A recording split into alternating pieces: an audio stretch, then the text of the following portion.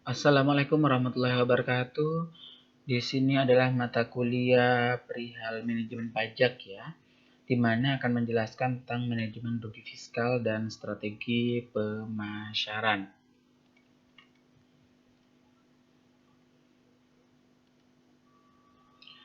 Manajemen rugi fiskal dan strategi pemasaran, materinya yang akan saya bahas tentang pengertian rugi fiskal, revaluasi aktiva tetap, penggabungan usaha, setelah itu menunda biaya penyusutan.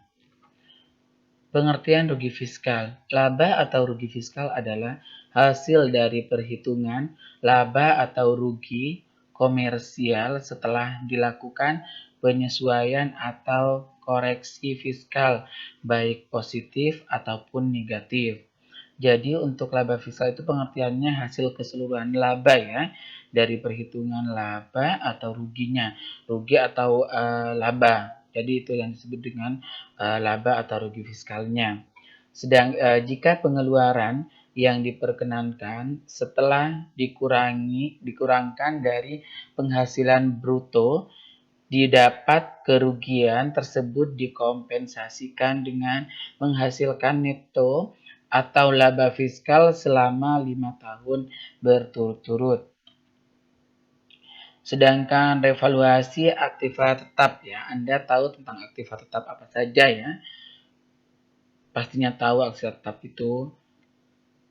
Revaluasi aktiva tetap perusahaan dilakukan karena ada ketidaksesuaian yang cukup antara unsur biaya dengan penghasilan karena perkembangan atau fluktuasi harga. Jadi untuk aktiva tetap itu ketidaksesuaian ya antara perkembangan atau fluktuasi harganya. Jadi harganya itu tidak sesuai. Baik harga barang ya maupun karena terjadinya fluktuasi nilai tukar mata uang yang tinggi. Jadi untuk nilai mata uang yang tinggi itu juga ya mempengaruhi perihal untuk aktiva tetapnya. Jadi tindakan revaluasi dimaksudkan agar perusahaan dapat melakukan perhitungan biaya dan penghasilan secara lebih wajar yang dapat mencerminkan kemampuan dan nilai perusahaan yang sesungguhnya.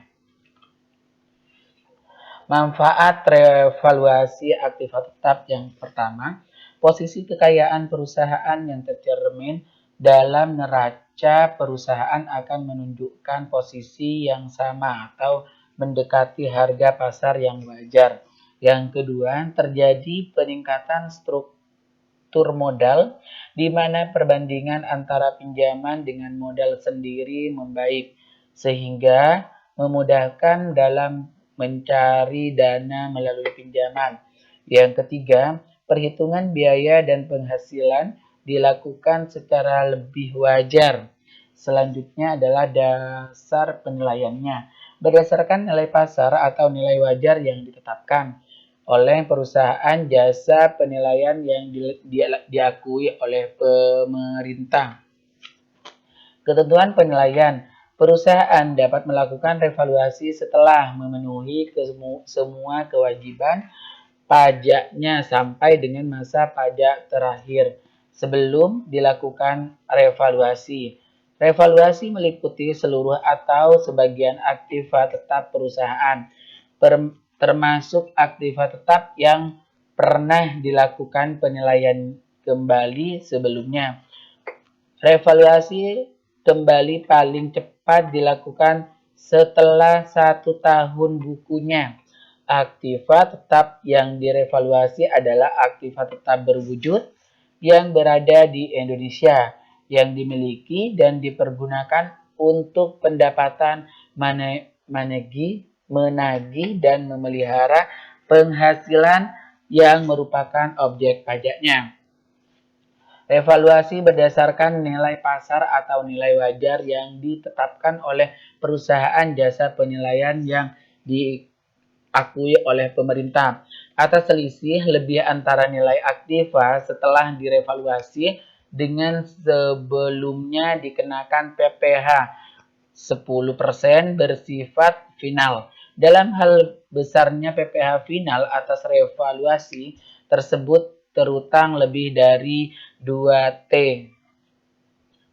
triliun ya, maka WP dapat mengajukan permohonan pembayaran angsuran paling lambat 5 tahun. Penggabungan usaha ya. Penggabungan usaha adalah menggabungkan dari 2 atau lebih wajib pajak badan yang modalnya terbatas atas saham dengan cara tetap mempertahankan berdirinya salah satu bahan usaha yang tidak mempunyai sisa kerugian atau mempunyai sisa kerugian yang lebih kecil. Persyaratannya itu ada 3 ya. Yang pertama, mengajukan permohonan kepada Direktur Jenderal Pajak dengan melampirkan alasan dan tujuan melakukan merger dan pemekaran usaha. Yang kedua, melunasi seluruh utang pajak dari tiap badan usaha yang terkait. Yang ketiga, memenuhi persyaratan tujuan bisnis. Selanjutnya, menunda biaya penyusutan.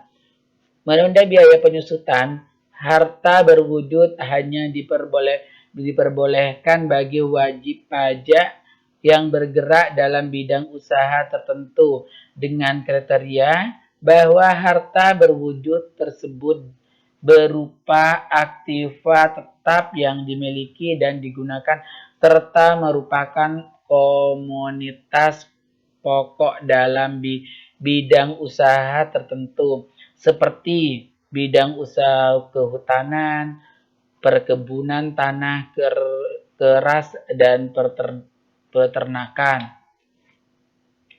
Adapun ketentuan menurut biaya penyusutan, ini ada 3 juga ya. Yang satu dapat melakukan penyusutan atas pengeluaran untuk memperoleh harta berwujud dalam bagian-bagian yang sama besarnya selama masa manfaat yang telah ditentukan bagi harta tersebut. Yang kedua, pengeluaran untuk memperoleh harta berwujud tersebut termasuk biaya pembelian bibit, biaya untuk membesarkan dan memelihara bibit, tetapi tidak termasuk sebagai pengeluaran biaya yang berhubungan dengan tenaga kerja.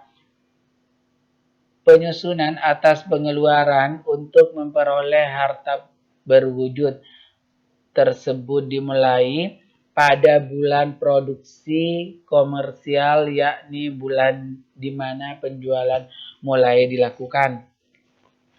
Terima kasih, hanya itu yang bisa saya sampaikan ya. Wassalamualaikum warahmatullahi wabarakatuh.